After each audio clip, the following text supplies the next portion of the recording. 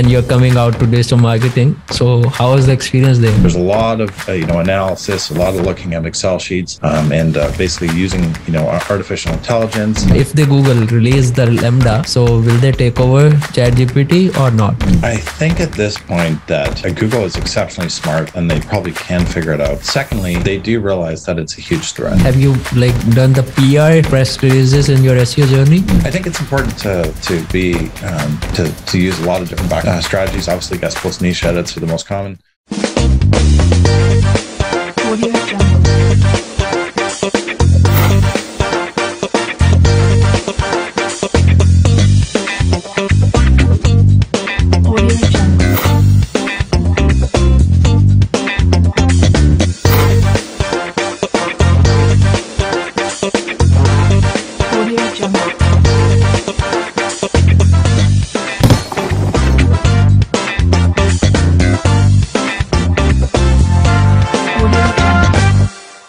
Okay, greetings. Welcome to the Executive Strategies podcast. Today, we have a very special guest from Canada, Jesse Tutt. He's an SEO expert for around 15 and plus years of experience in the industry. Today, we will learn from his experiences, what blunders he will have experienced in the whole journey, and what costly mistakes you could avoid if you are starting out in this industry. So welcome, Jesse. Well, thank you so much for the invite. Jesse, first of all, do share with us, how did you get into this industry? What was your background actually? For sure, yeah. So I, as life always kind of molds and you navigate through things like, your expertise definitely shifts like a river. And in my case, I was doing IT stuff, and I built a point of sale software for a mattress company, which ended up leading to me building their website. And then I built a few other websites as part of my other companies that I had started up. And ultimately, we ended up creating a mattress e-commerce site. And through that site, I learned really how to rank content. And so from there, I ended up literally getting picked up by a few other organizations, and that unraveled. And as time progressed, just ended up getting more and more clients, and have now built a team around me that basically supports the agency. And we've been doing some really exciting things with some really large organizations, which is something I really enjoy, and helping local businesses as well. So, yes, wonderful. So, in all the journey when you were starting out actually, so what was the problem you have faced, because you're shifting from point of sale data industry and you're coming out to digital marketing? So how was the experience there? Yeah. How did you get here? Yeah, for sure. What's funny is that having an analytical background from an IT perspective, and the work that I do specifically on SEO is ironically very similar. So there's a lot of analysis, a lot of looking at Excel sheets, and basically using artificial intelligence and using a lot of these high tech tools to actually figure out. Our main mantra is basically build websites based on what people are searching. And so we do a lot of work doing competitor analysis, search phrase analysis, doing a lot of analysis to figure out specifically what people are searching, looking at those search phrases, filtering them for ones that are higher intent, and then keyword clustering them, and then ultimately creating content that's SEO optimized, and then imagery that's SEO optimized, and adding all of these different layers to make sure that content will actually rank on a website. And then lastly, using more tools to basically figure out, all right, so for this specific page that is SEO optimized, inevitably creating content certainly is a great thing, but for it to really rank, you need backlinks. And so then we use the exact same principles, to look at all right, what are the anchor texts that are actually being used by our competitors, mimicking those anchor texts and ideally optimizing them, and then working with my team's got a pretty significant bank of different webmasters. We reach out to about 700 webmasters per month, saying, hey, do you guys accept content? Can we get links for our clients? And then we create content for the guest post that links and aligns to the content pieces that we're trying to rank for. with the anchor text, and then pushing it to, of course, the optimized content on all of our clients' websites. And so, as you follow through that process, it is very process driven. Basically, it's a known thing, and as long as you stick to the formula, it does work, and that's what we're seeing. And so, yeah, we've seen some really great success by using that data driven, very process oriented methodology, which works. Yeah. So, is there any ideal formula one can use to rank their websites? What I just said. Yeah. I mean, find something people are searching. Look at your domain ranking, try and figure out like, hey, is there, I typically try and stick within, if domain ranking, let's just say is 50, often the keyword diff, I'll try and stick around usually 10 points lower than that, and search for high volume, look for high intent. You look at your competitors, group all those search phrases, keyword cluster them, because there's no sense creating a piece that's that's just permutations of a search phrase, and then create amazing content that has optimized headers and meta descriptions and imagery. Like, it's basically the same thing that a lot of these organizations talk through, but yeah. Wonderful. Jesse, we'll move on to this table talk soon. First of all, just let me know, what are the 3 costly mistakes that others can avoid in their businesses if they're doing the SEO things? Sure. So I think the top one is investing in content that isn't optimized. And so I find far too often that websites, I guess many of, at least small websites, they don't invest in blog content. And Google's already indicated that, hey, if you want to rank, you need content. 30 pieces is a good benchmark. And so just to create that semantic word cloud around your site that allows Google to understand what your site's about. So I think it's really important that people are actually investing in content along with backlinks. Secondly, it's important to focus your website based on what people are searching, because that's the primary point of it.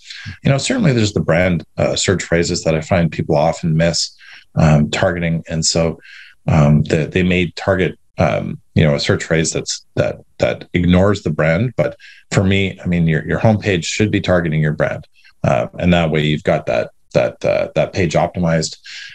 Secondly is working through not just your services and your products, but your geographical areas, and getting a really good understanding of the search phrase. So, for example, I've got one client which is a cryptocurrency news site. They've been targeting basically a lot of French and like different languages, and so you can gain a lot of traction by creating articles that are targeting very similar search phrases, but are targeting geographical areas. For example, if you were targeting something in Italy, you might want to include maybe the capital, maybe the tourist locations that are in Italy in your content, and embed that in there, and so that way Google knows that, hey, that this is a geographical context. If you're talking about a local business that operates in a small town, you would include maybe things to do, a blog post in that town to allow Google to know that, hey, this site is connected to that town in a way, right? So I think the costly mistake is certainly not investing in content. Secondly, building content that isn't what people are searching for, and maybe the third one is, investing in SEO services that, or even frankly, web development, and from clients that basically don't have a proven track record.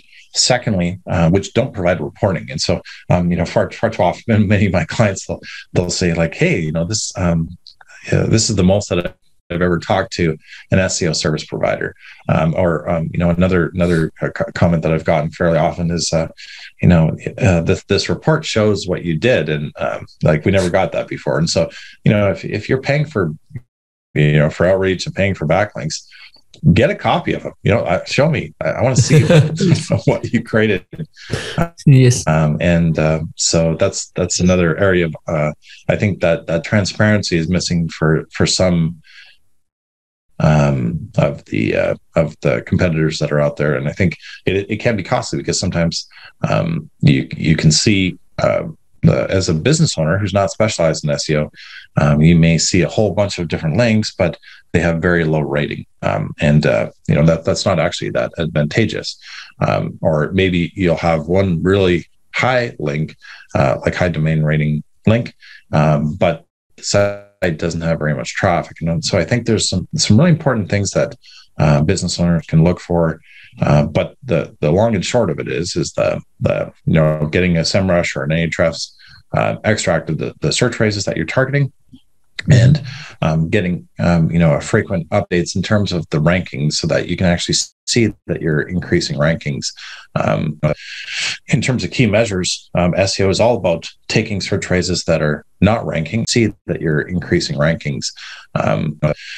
In terms of key measures, SEO is all about taking search phrases that are not ranking and ranking them up to the first page. And then once they're on the first page, they will start to get traffic. And then you can start to look at Google Search Console to validate the amount of traffic you're getting for each search phrase. But SEO is really about those two things from a measurement perspective: ranking things up, meaning looking in Ahrefs and SEMrush to understand what ranking and position that these ranking search phrases are in, and then looking in Google Search Console to see the actual traffic that you're getting. So and understanding that content is really needs to be very holistic. You need imagery, you need strong content, you need especially to large organization, social media, and that way you can build your effectively building on that content, and as links structure both from external links and from social media to your content. Wonderful. That's wonderful. And the last point is very critical one. Wonderful. Thank you so much for sharing, Jesse. You have raised so many questions in my mind because you're again talking about the content. Actually, content is the king. And in today's world, there's so many people who are writing content, because content writing is not like a difficult thing to do, but few strategies that people are using in today's world is like they pick up the content, rephrase it, and put it over the internet, or use ChatGPT, Jasper. How do you see these things? Personally, I'm excited by artificial intelligence. I've actually done quite a bit of AI work and leveraged AI, but the challenge with them is that they can be detected. And so if you look at all the original versions of artificial generated content, there are now tools that basically can detect the older versions. And my suspicion is that there are actually watermarks in the content that Google can detect whether it's artificially generated. And so I always keep in mind that if you're generating content for the investment that you make in it, generally speaking, the content is not good enough to create a huge amount of internal linking organically. Meaning that if you create a really long piece and it's human generated and it's well optimized and it's got some great imagery, people will naturally share it, and so you do gain a significant amount of traffic from that. The AI content, it when you've read as much as I have, it all is fairly vanilla, and so trying to rank organically vanilla content, you can do it, with a lot of backlinks and things like that, but it is higher cost. And so secondly, there's a risk, and the risk is that maybe 2 years, maybe 3 years, maybe next month, just as fast as Google is going with these things, they're going to detect that it's AI content, and your rankings are going to drop from the content that you've generated because it's lower quality content. That at this point, AI tools, as impressive as they are, you should focus the header, the meta description, page titles, definitely leverage AI to actually come up with and inspire, but they should be reviewed by a human and optimized where you can. Mm-hmm. Wonderful. And I was also listening to a podcast by Empire Flippers today. They were also talking about this like with Matt Diggity, and like Google is also working on one of the AI tools that they are not revealing right now. That's Lambda, I would say. So how do you see the Google product, because as it's not launched yet and ChatGPT is like taking over the market? Can Lambda, if they Google release the Lambda, so will they take over ChatGPT or not? I think at this point that Google is exceptionally smart and they probably can figure it out. And secondly, they do realize that it's a huge threat. And so, my viewpoint is that Google's got the financial resources to compete. I think that they've got the skill to compete. And the question is always, and it's similar to the qubit technology, basically from a processing perspective. How fast? At what point is it? Do you become? Do you have the market basically? Is your technology basically good enough that inevitably, as you progress it's that no one else will be able to catch up? And these technologies are starting to get there, where the first initial technology that will move in the evolution of this is incrementing so quickly. For example, with ChatGPT, that there's very few competitors in the market that can ever catch up now. So I think Google probably has a chance of catching up, but the risk is that because there's other organizations, and I've seen some posts about Microsoft basically leveraging ChatGPT, that as other organizations start to pick up and use ChatGPT because it's the best right now, there's a fine line, and I guess I wouldn't put my money on that at this point, because they've already got such a landslide jump ahead. So yeah, we'll see. Definitely an exciting space. And I think there's huge investment in it, and naturally because it's got so much value. Anyway, it was interesting. Last night, ChatGPT was actually not accepting any new demand. I logged into it, and they gave me a nice little cute little GIF. It looked like, and so I think it's very new, but anyway, it's exciting. Google's got the capability, and they've got the background, the skill set, and the money. So I think there's a good chance that they will catch up. But if they don't in a very short period of time, they're going to have a hard time catching up. Also like I was listening to a news that Bing invested to compete with Google. Wonderful. So Jesse, coming back to the point, what are your ideal plans to grow your business? We've been organically growing very quickly. I think in the short term, obviously continuing to head down the SEO services area. We do a lot of website development, and so continuing to develop that area. The content development is an area of focus, and frankly, we've been doing it right from the get-go because SEO is so tied to on-page and off-page content. The outreach stuff, we've developed such a large database of webmasters now, and in each of the different niches. And so as we take on clients, initially there was a huge investment of basically finding webmasters that were in the same niche, in the same geographical area. But as time has progressed now, that I think I'm hoping we're starting to get such a large database. I think that it'll be really easy to bring on new clients.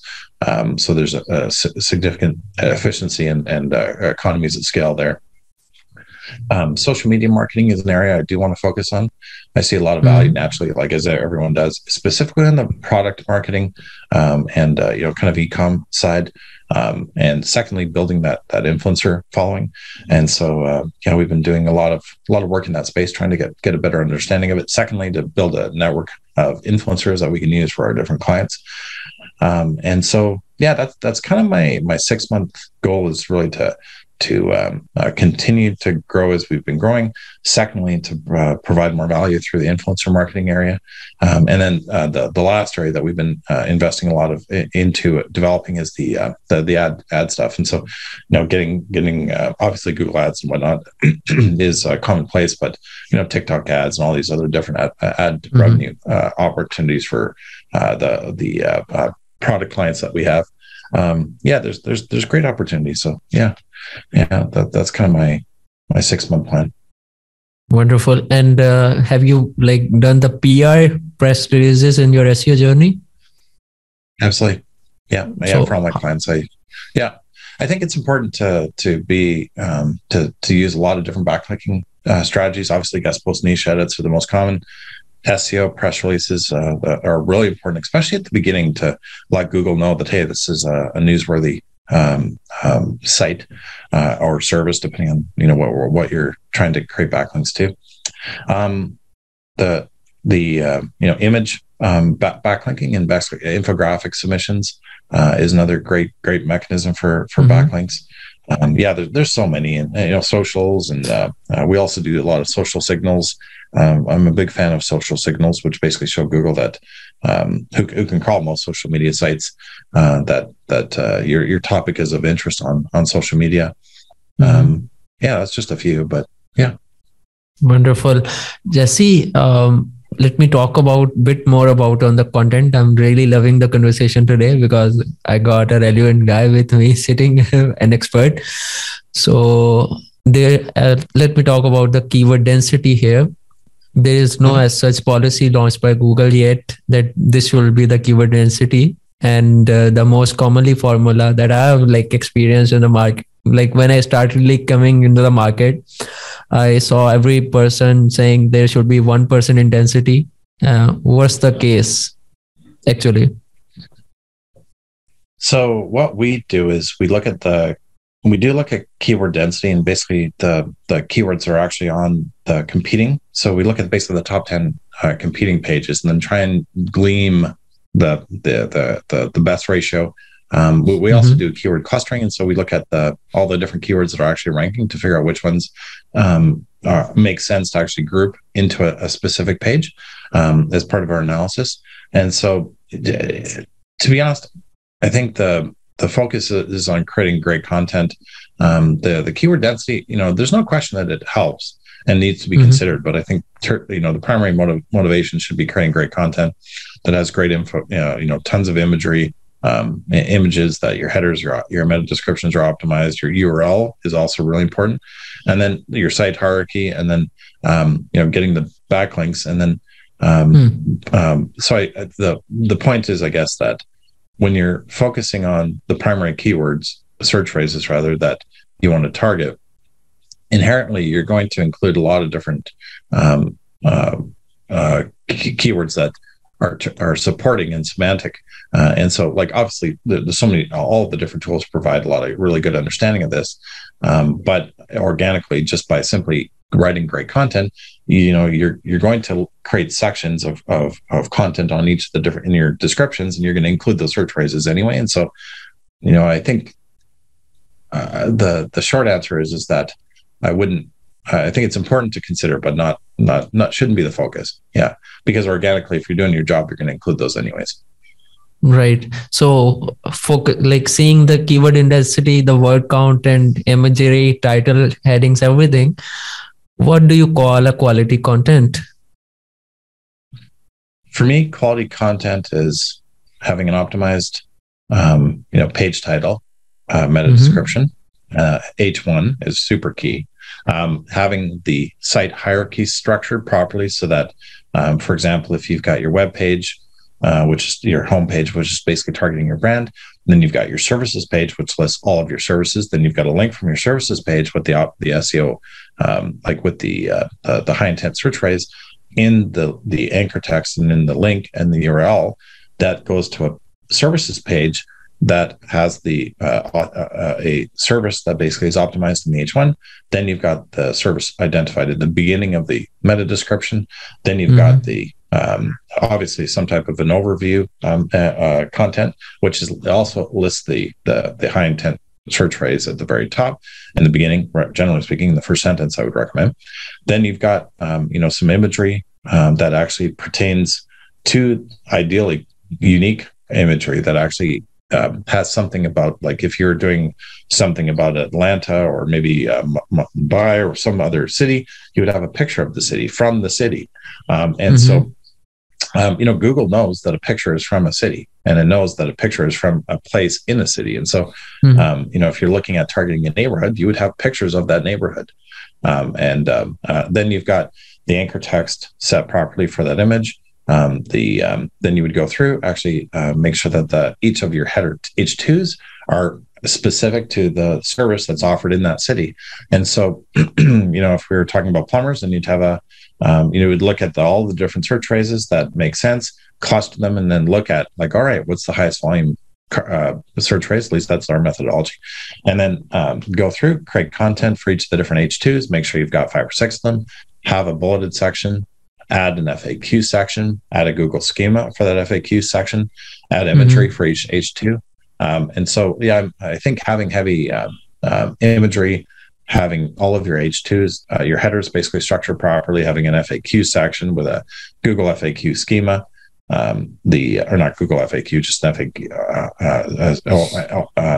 schema.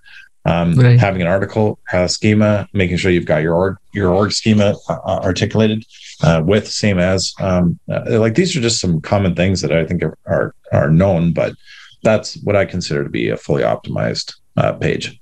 Yeah. Wonderful. I'm sure I'm missing something, but those are the ones that come to mind. Yeah, top of mind. That's great. This is great. Thank you so much for the detailing, very detailed one. Jesse, we have Jesse. If we talk about the backlinks, so what are the problems that you face while taking the quality backlinks? Sure. So backlinks is really a complicated area. So, and that's why it's really important to make sure that you're working with someone who understands it. So there is so many different kinds, and there's different ratios. And I think the ratios are really important. And so number one, having backlinks from sites that have high traffic and high domain rating. Now, high domain rating is a good initial filter, but if that site has no traffic, you can fudge, and I've seen many companies do this, domain rating. And so, looking at sites that basically have, at least from my personal preference is to look at sites that have high domain rating, try and look at them and figure out what traffic that they have, which is you can do, and then actually open up that site and look at it and say, is this like junk content or is it actually quality content? And I think if you see something that you like, that's a site that's worth reaching out to. Then you've got to, obviously, in our case, we actually manually reach out to all the webmasters and ask them, hey, do you accept guest posts, and what kind of content and niche edits, and what content do you like? How many words of content do you like? What's the style and the tonality, and so we work with them very closely to actually make sure that we're creating content that they would that they'll post. The other area that certainly you can extend into is all of the different types of outreach. You can do audio backlinks now. You can create an audio article, publish it onto a podcast, have that podcast include text to your client. You can create a YouTube video from basically from text, and then it'll automatically create a video.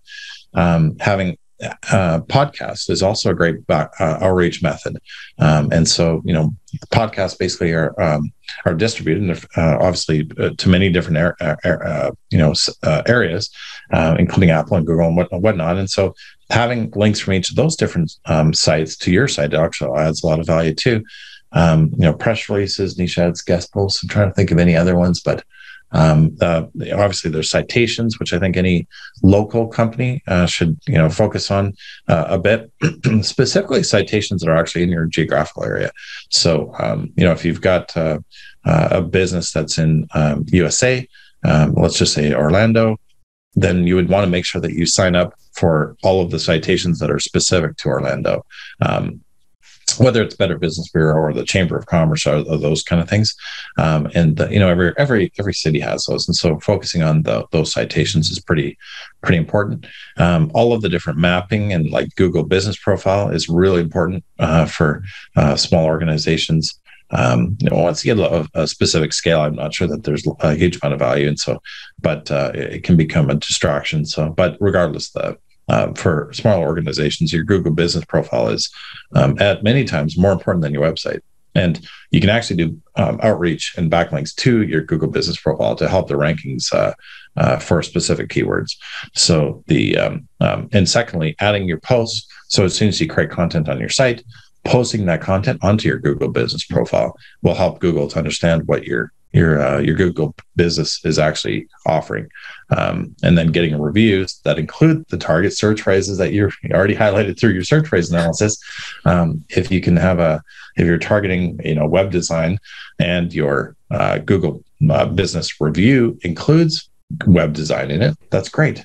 If you're targeting Orlando web design, then you would want to make sure that you have ask maybe your customers to leave a review with Orlando web design.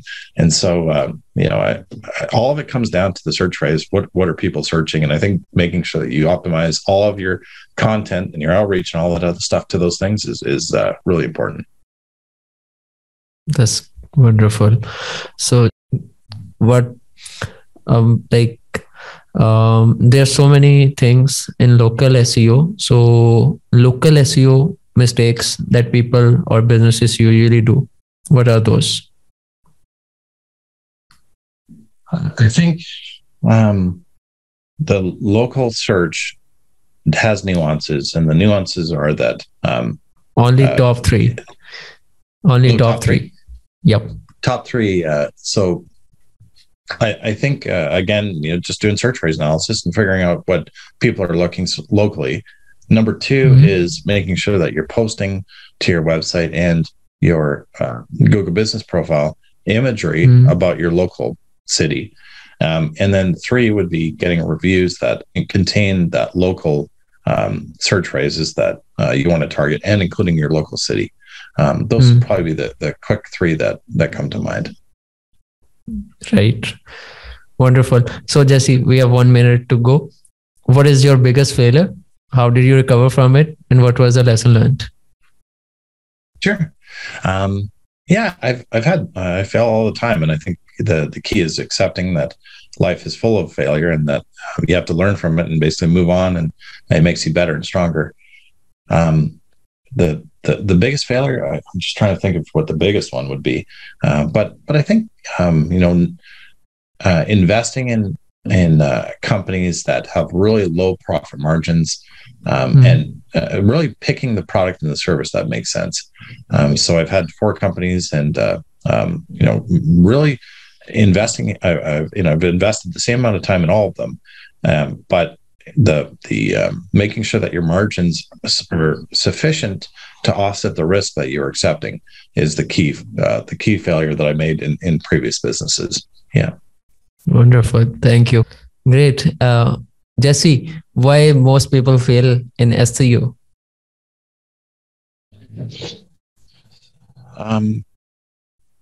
In SEO, I think the primary area that most people fail is creating content that isn't what people are searching. Secondly, not getting enough backlinks. And, inevitably, Google, one of the main ranking criteria is certainly getting backlinks that basically shows Google that you're an authority on a topic. And so, a lot of organizations that create amazing content, they're publishing out, 7 or 8 maybe blogs, blog posts, and I've seen it per day. And I think the gap is that they're creating content that people aren't searching for. Yeah, and they haven't created an appropriate amount of backlinks to those. So that's the biggest. That's the primary gap.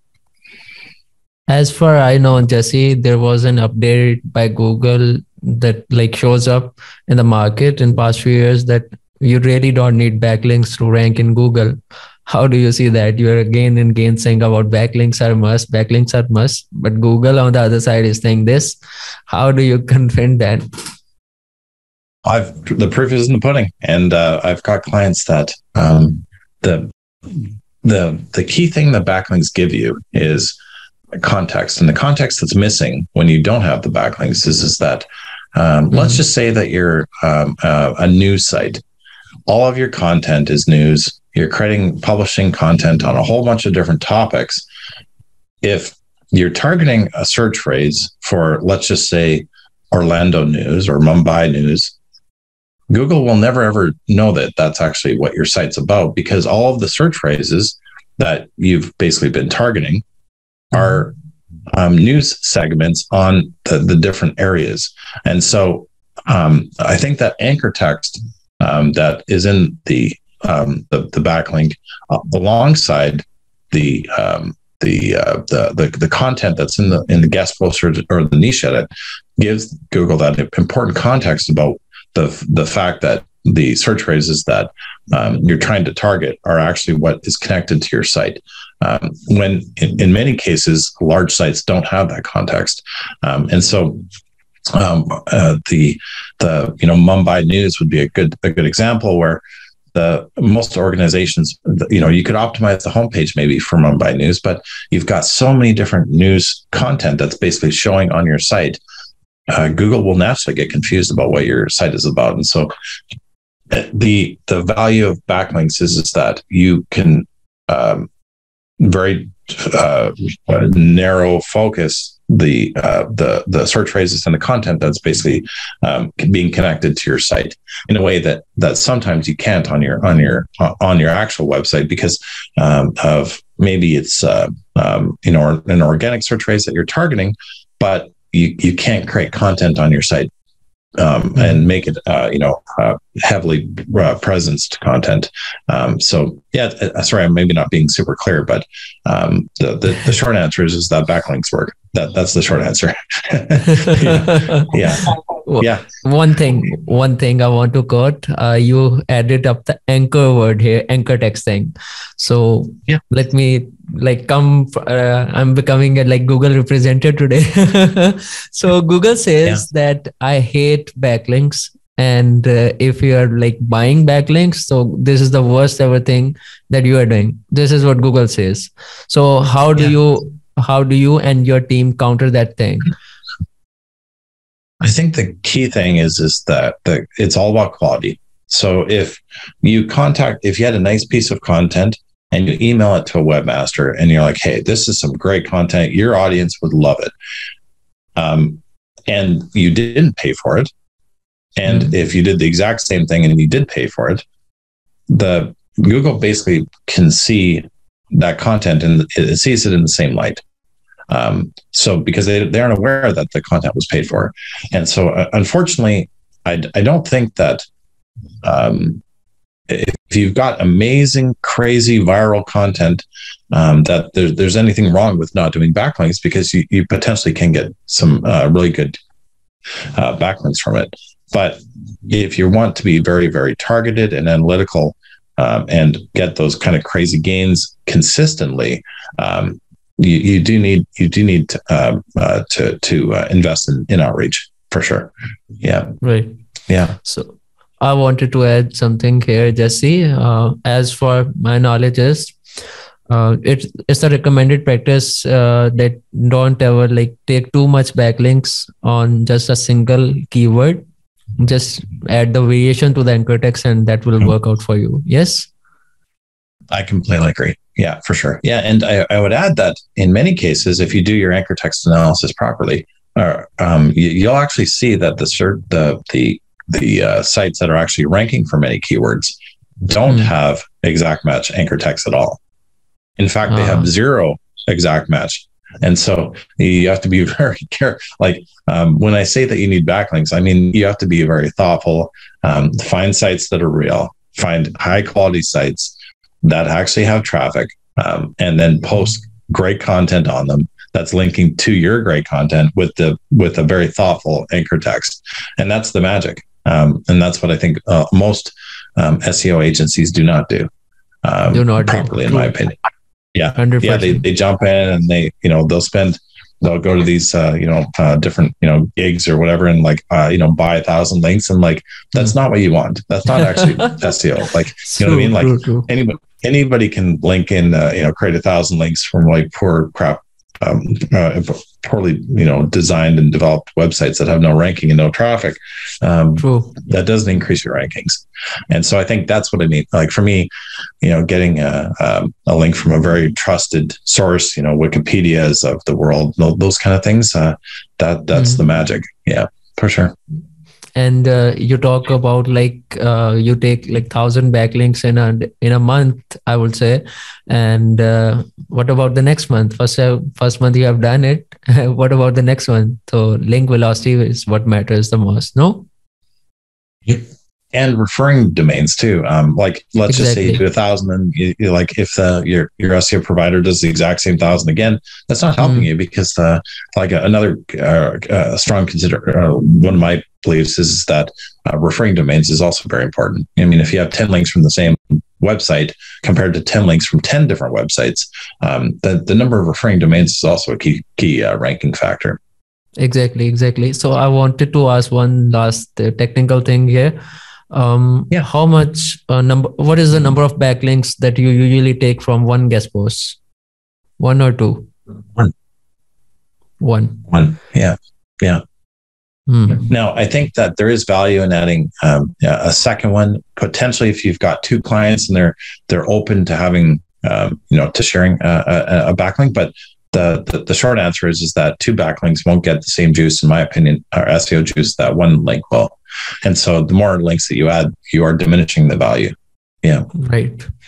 So just Now, if that site is actually getting tons of traffic and you're okay accepting a portion of the traffic, maybe it still makes sense to have multiple links. And so it's not a Boolean yes or no, but generally speaking, if I'm creating a guest post, I will do one link, maybe two. There's some cases where I've done two.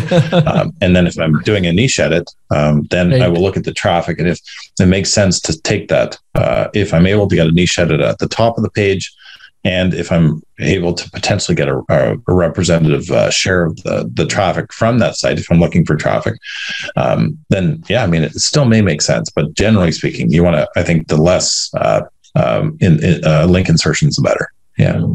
Right. So how many time for a website will take to rank, or like not a website actually, for a business? Like if a person start his business today and for a good SEO, for a good revenue generating website, what is the average span of time it takes to rank? It all depends on the search rates that you're targeting. If there's very little competition, I've ranked sites within a month. If you're looking at a global search phrase that's like extremely high difficulty, then you could. Sometimes it takes months. Yeah, for sure. 6 months, maybe 7 months, depending on the keyword difficulty. So like I've ranked sites for search phrases out of a keyword difficulty of 97, and that one took months. Yeah, because you can imagine, the competition had hundreds of backlinks. Yeah, true. And you can't exactly create the exact match backlinks with the same anchor text that's exact match. And so you have to be very thoughtful and methodical in how you do it. But we were able to accomplish it. So, yeah. Wonderful. So who is your ideal target market? I work with a lot of service providers that have a fairly high cost, mostly. So I work with tons of local businesses, lawyers. I work with, cryptocurrency companies. A lot of our clients have been cryptocurrency.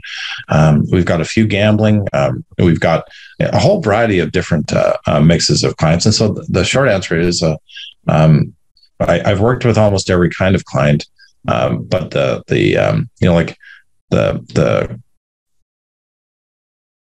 I think. Sorry, I should restart. The short answer is I don't really have I was thinking to myself, I'm like, what is my ideal client? And the short answer is we've worked with them all. That's the short answer. We've got clients from every sector, all of them. We've got e-commerce, we've got legal, we've got crypto, we've got a whole variety of different local businesses that we work with.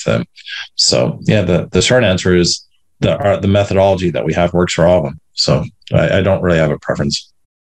Right. So I want to put a last case study here, and after that we will wind up right away. There's a coffee industry website, and it has around 200 articles being published on it, and it's not getting that much traffic. So seeing the industry and the number of articles, what do you recommend? That website should keep publishing the new content, or just improve their published content? What should be the strategy? I would look at the analytics and Search Console, figure out which articles are actually getting traffic, and that tells Google what you that tells you what Google thinks is you're an authority on that topic. And then I would beef up those articles, potentially parse the content that isn't relevant to those search phrases. And then I would do competitor analysis on those search phrases that you're ranking for, and then keyword cluster, and then use that to guide the future content development. So, typically if you're not ranking for a site, you've got two problems. Either your content isn't good enough, or your domain rating isn't high enough. And both of those can be fixed with backlinks. So if you are keen and you want to, if your site's new, you'll need some base links to let Google know that you're an authority on the topic. And then, just simply looking at those search phrases that you're ranking for, looking at how many links those sites have, and what the domain rating of those sites are at a domain level, at a website level. Secondly, trying to look at how many links those specific pages have. And then lastly, looking at the content and how it's architected. Like, if Google is ranking an image, there's no site creating, or no point in actually creating a product that actually matches when Google's telling you the truth. The answer that people find is an image, or I shouldn't obviously an image that's not a product. And so I always look to Google to tell you what the recommended what the answer is, and making your content better than that answer. Yeah. That's the answer. That's simple answer. Wonderful. Yeah, it is. It is. It is actually like SEO is basically doing what Google tells you, but doing it better. Yeah. Doing it better. Wonderful. What will you say as a final word here? Well, just certainly if anyone's interested in getting some help, let me know. It's guruseoservices.com. Love to talk to you. In fact, you can book time in our calendars, and right through the booking tool, right off the contact us, and reach out to us. We're on all social media platforms, and honestly, I really enjoyed our time, and I love sharing, talking about SEO. So if anyone's interested in talking about SEO, I'd be happy to do that with them. Yeah. Truly, I really enjoyed it too. And thank you so much for being on the podcast. So what will you tell about others about the Executive Strategies podcast when I'm not there? Well, definitely. It sounds like an interesting opportunity, and I think there's a lot of value. So I look forward to listening to a lot more. Wonderful. Thank you so much, Jesse. Been a really wonderful time with you today, and I've taken a bit of your time that you allotted me. So I apologize for that. And see you soon. Sounds good. Thanks so much for the opportunity. All right.